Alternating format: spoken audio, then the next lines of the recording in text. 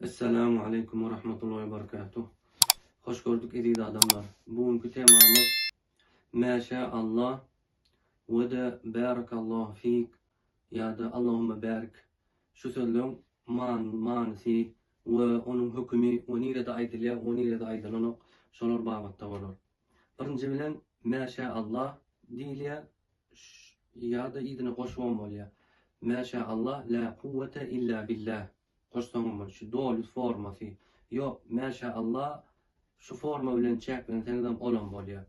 Mantı näme maşallah aslında bu söz değil yani näme hay taraftan değil ya hayda babattan şükür babattan. Haşanna Allah Teala edeni bolli, islahını bolli, şo manty, gysgaçada.